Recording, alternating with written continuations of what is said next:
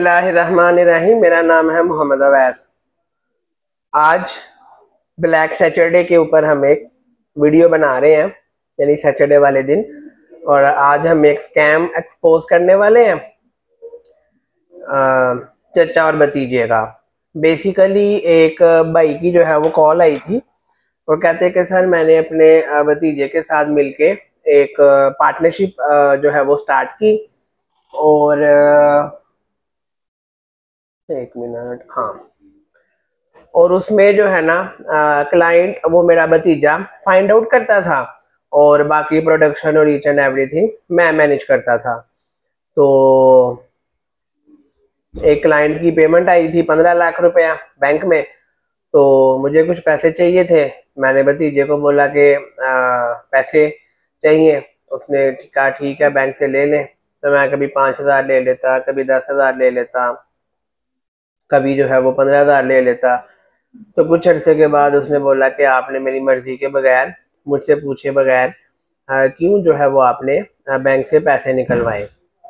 तो इस बात पे मैंने कहा भाई मैं पार्टनर हूँ, 50% का मालिक हूँ, मैं अपनी मर्जी से पैसे निकलवा सकता हूँ, मैं अपना शेयर ले रहा हूँ। तो लेकिन फिर उसने आगे से ऐसे बातें वगैरह की।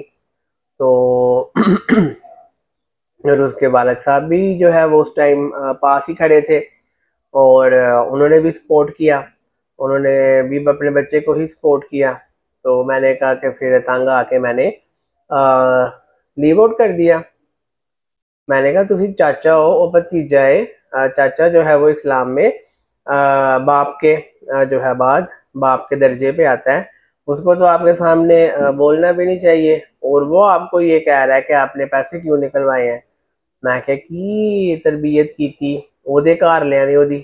ਕਹਿੰਦਾ ਉਹਦੇ ਅੱਬਾ ਜੀ। ਮੈਂ ਕਿਹਾ ਉਹਦੇ ਅੱਬਾ ਜੀ ਨੂੰ ਚਾਹੀਦਾ ਸੀ ਕਿ ਉਸ ਟਾਈਮ ਜਿਹੜਾ ਨਾ ਚਪੇੜਾ ਮਾਰਦੇ ਆਪਣੇ ਮੁੰਡੇ ਨੂੰ ਕਿ ਚਾਚੇ ਦੇ ਸਾਹਮਣੇ ਕੀ ਗੱਲਾਂ ਕਰ ਰਿਹਾ। ਕਹਿੰਦੇ ਨੇ ਉਹ ਖੁਦ ਜਿਹੜਾ ਨਾ ਨਾਲ ਸੀ ਉਹਦੇ ਤੇ ਕਹਿ ਰਿਹਾ ਸੀ ਕਿ ਬਈ ਠੀਕ ਕਰ ਰਿਹਾ ਤੂੰ ਜੋ ਵੀ ਕਰ ਰਿਹਾ।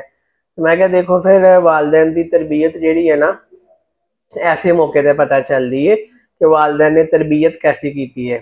नमाज रोजे हज ज़कात ते नहीं पता चलती, जो पैसे का मामला आता है उदों पता चलता है कि इंसान की की औकात है, इंसान का की लैवल है, तो वो वालदैन ने उहदी की तरबीयत की है कि वो जो ना अपने चाचे नूं जो ना फराड ला गया। फिर वो भाई कहते कि भी मैं इस तो पहले भी एक की पार्टनरशिप एक दोस्त के नाल, ते वो भी जो ना मेरे नाल फ्रॉड ला गया। उस केस के भी क्लाइंट वो लभदा सी, वो बिजनेस लैके साडे हो गया। तो कहते ने हुण मैं जो ना क्लाइंट खुद जो ना लभने ने ते वो सीखना है, तो मैं हुण पार्टनरशिप नहीं करनी। मैं क्या देखो बाहर के मुल्कों के की हुंदा है कि दो दोस्त या इस तरह मिल के काम स्टार्ट करते हैं, सपोर्ट होंदी है, तो आहिस्ता आहिस्ता जो ना कारोबार वधदा है तो उस कंपनी नूं एक वड्डी कंपनी बना लेंदे ने। लेकिन पाकिस्तान विच मिल के काम करते हैं, लेकिन थोड़ा जिहा जो ना काम चल पैंदा ते साडे हो जाते हैं, लड़ पैंदे ने, तो बहुत वड्डी कंपनी नहीं फिर बना पाते। इस तरह एक होर बंदा ऐसे उस दिन कहता कि दो दोस्तों ने मिल के स्टार्ट किया, महीने का 70-80 हज़ार रुपया कमा लेने सा। क्लाइंट वो लभदा सी, प्रोडक्शन मैं कराना सा, लेकिन चूंकि मेन चीज़ वो कोल सी क्लाइंट, तो वो जो ना मैनू धोखा दे गया। क्लाइंट अपने सैड ते कर गया तो मैं उत्थे दा उत्थे ही। तो मैं क्या देखो तुसी 0 तो 70 तो 80 हज़ार तक पहुंचे हो महीना, तो कुछ साल बाद तुसी 7-8 लाख ते पहुंच जाना सी, ठीक है। लेकिन इस चीज़ की उन्होंने समझ नहीं आई कि असीं लॉन्ग टर्म कितना पैसा कमा सकते हैं। उन्हें थोड़ी जी अमाउंट वेखी तो सैड से हो गया। तो ये चीज़ आपको अंडरस्टैंड करनी है। नंबर 1 पहले आपको ये समझना होगा कि पार्टनरशिप में अल्लाह पाक ने बरकत रखी है, इसमें पैसा ज़्यादा आता है, ठीक है। और नंबर 2 आपने ये देखना है कि सियालकोट में अनफॉर्चुनेटली पार्टनरशिप जो है वो कामयाब नहीं है, स्पेशली एक्सपोर्ट के बिजनेस में। जिसके नाम पे कंपनी है वो साइड पे हो जाता है, या जिसके पास क्लाइंट्स हैं वो साइड पे हो जाता है। हाँ, वो भाई मुझे कहते हैं कि इन्वेस्टमेंट सारी मैंने की, और मेरा दोस्त कहता है मेरे पास स्पोर्ट्स वेयर का एक्सपीरियंस है। तो मैंने कहा ठीक है तुम अपना एक्सपीरियंस दो, पैसे मैं देता हूँ। हमने मिलकर काम स्टार्ट किया, और जब प्रोडक्शन की बारी आती थी तो उसको पता कुछ भी नहीं था। उसने एम ही कह दिया था मुझे एक्सपीरियंस है, एक्चुअल में मुझे उससे ज़्यादा था। तो इस तरीके से उसने एक तो ये भी फ्रॉड किया कि एक्सपीरियंस है और एक्सपीरियंस नहीं था, और मेरा पैसा यूज़ करके अपनी कंपनी बना के साइड पे हो गया। तो सियालकोट में पाकिस्तान में पार्टनरशिप कामयाब नहीं रहती, और इसीलिए हम बच्चों को हमेशा रेकमेंड करते हैं कि आप सोल प्रोप्राइटरशिप की जो है ना वो कंपनी रजिस्टर करवाएं अकेले अपने नाम की। अच्छा, वो मजीद कहता, वो जो चाचे भतीजे वाली कहानी है, वो कहता मैंने कंपनी करवानी है रजिस्टर, लेकिन अपने नाम पे नहीं करवा सकता, क्योंकि जाहिर है मैं फैक्ट्री में जॉब करता हूँ तो मेरे लिए मसला बनेगा।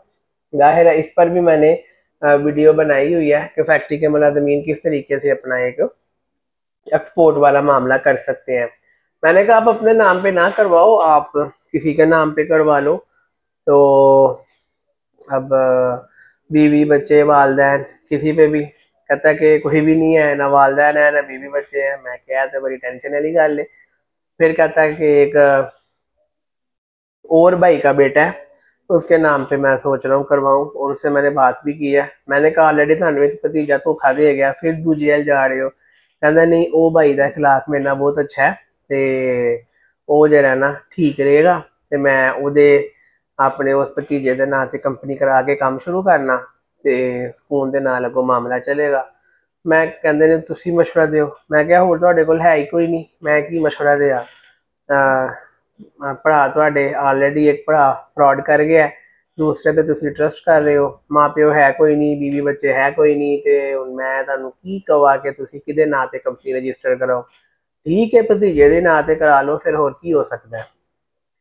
तो ये बेसिकली आपको बताने का मकसद था कि मतलब कि रिश्तेदार भी जो है वो नहीं छोड़ते जब पैसे की बात आती है। तो बेहतर है कि आप पार्टनरशिप वाले मॉडल पे ना जाएं। और हालांकि इसको मैं काफ़ी रेकमेंड करता था पहले कि पार्टनरशिप में मिलजुल के काम करने में बरकत है, ज़्यादा पैसा आता है। लेकिन सियालकोट में इशू ये है कि दोनों में से जो एक बंदा थोड़ा सा शरीफ होता है वो साइड पे वो फंस जाता है, और जो थोड़ा तेज़ होता है वो सारा कुछ लेके साइड पे निकल जाता है।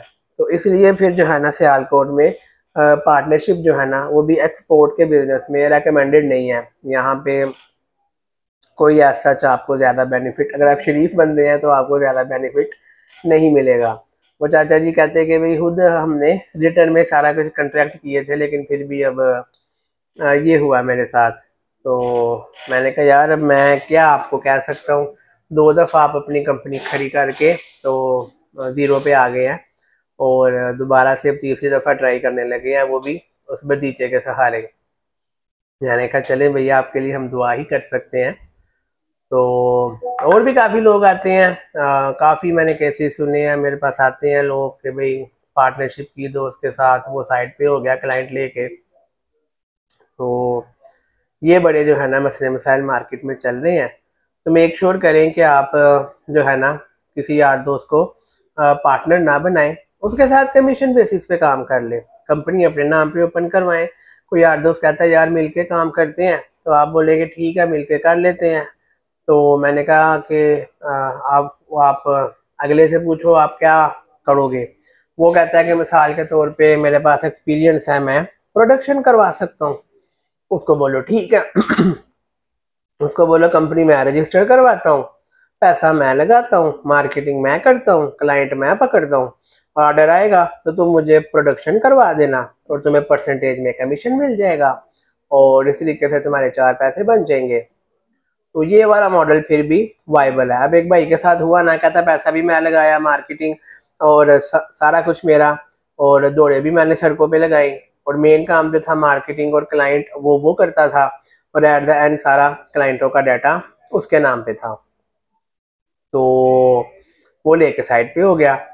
तो आपके लिए बेहतर फिर यही है कि आपका कोई यार दोस्त है जिसके पास कोई एक्सपर्टीज है और आपको नहीं आती, बजाय उसके साथ अपनी 50% कंपनी शेयर करने के या 50% प्रॉफिट देने के, बेस्ट ये है उसको कमीशन बेसिस पे अपने साथ अटैच कर लो। उसको बोलो ठीक है हम मिलके काम करते हैं, और पैसा पूसा सारा मैं लगाऊंगा, आपने नहीं लगाने, और जब कभी काम आएगा आप अपना उसमें इनपुट दे देना, और आपको परसेंटेज में हर ऑर्डर में कमीशन मिल जाएगा। इससे आप सेफ रहेंगे, कंपनी सारी की सारी आपकी अपने नाम रहेगी और दाएं बाएं किसी को पैसे देने की या फ्रॉड होने का भी आपको कोई वो टेंशन वाला मामला नहीं बनेगा। तो चचा जो है वो वालिद की जगह पे है और भतीजे आजकल उसको भी नहीं छोड़ रहे। मैं और आपकी खेत की मूली है। तो जो है ना, तो ये मुझे लगता है थोड़ा टाइम गुजरेगा तो बाप बेटे का भी कोई स्कैम आ जाएगा मेरे पास कि बेटे ने जो है वो बाप की फैक्ट्री पे कब्जा करके बाप को ही निकाल दिया। ऐसा भी कोई वाकया जो है ना वो मुझे लगता है मिल जाना है। तो आप भी कमेंट सेक्शन में बताएं कि आपके साथ किसने किसने नहीं, आपके साथ क्या स्कैम हुआ है, किस तरीके से स्कैम हुआ है और क्या आपको लॉस हुआ है। आप बंदे का कोई नाम शाम बताने की ज़रूरत नहीं है। कमेंट सेक्शन में बस ये बताएं कि आपके साथ क्या स्कैम हुआ है, किसने नहीं, किस तरीके से जो है वो स्कैम हुआ, किस मतलब रिश्ता बता दें कि मेरे कज़न ने या भाई ने या बहन ने ये स्कैम किया है, नाम ना बताएं, ठीक है। तो इस तरीके से आपके साथ जो भी स्कैम्स हुए हैं आप कमेंट सेक्शन में हमें बता सकते हैं। डिस्क्रिप्शन में मेरा नंबर अवेलेबल है, मुझे उसमें जो है वो बता सकते हैं, या गूगल मैप का गूगल का एक फॉर्म का लिंक अवेलेबल है, वहाँ पे आप बता सकते हैं, सबमिट करवा सकते हैं। तो उन सबको जो जो भी स्कैम्स आपके साथ हुए हैं उनको मर्ज करके उसको भी हम वीडियो फॉर्म में लेके आएंगे और बाकियों को भी बताएंगे कि भाई ये स्कैम्स हो रहे हैं, पार्टनरशिप के नाम पे धोखे हो रहे हैं, तो आप इनसे बचें। तो उम्मीद करता हूँ कि आपके साथ स्कैम नहीं हुआ होगा, लेकिन हुआ है तो ज़रूर बताएं ताकि हम बाकियों को बता सकें और सदका जारिया के तौर पे बाकी लोग उससे बच सके। तो मुझे इजाज़त दें, अगली वीडियो तक के लिए अल्लाह हाफिज़।